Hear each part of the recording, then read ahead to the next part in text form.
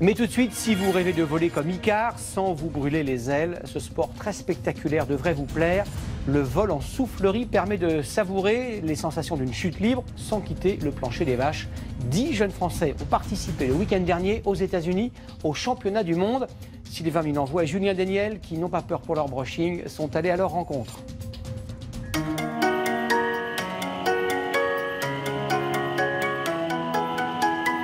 Faire voler des enfants, c'était le rêve de Peter Pan. Depuis plusieurs mois, ce conte de fées a pris vie dans une soufflerie en banlieue nord de Paris.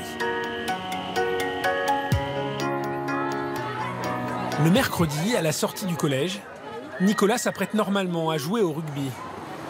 Mais ce jour-là, pas de crampons ni de shorts dans son sac de sport. D'ailleurs, ses copains ne comprennent pas tous pourquoi. Je leur dis que je fais de la soufflerie et ils pensent que je dois souffler comme les souffleurs de verre.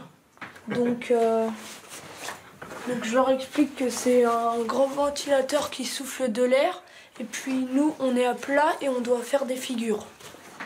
Par binôme on fait des quarts de tour, droite, gauche, 360, accordéon, accordéon, sans se toucher. Vous n'avez rien compris, eux, si.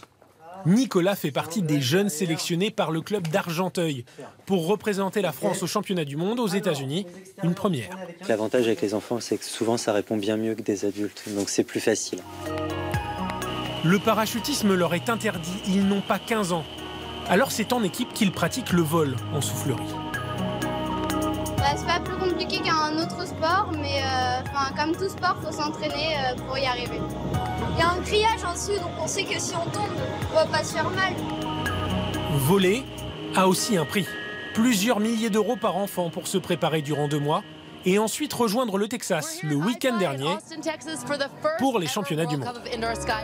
Là-bas, surprise, ils sont les seuls enfants face à des parachutistes aguerris. Déception, pas de médaille à la clé forcément, mais déjà un savoir-faire impressionnant. Faire voler des enfants n'est plus seulement le rêve de Peter Pan.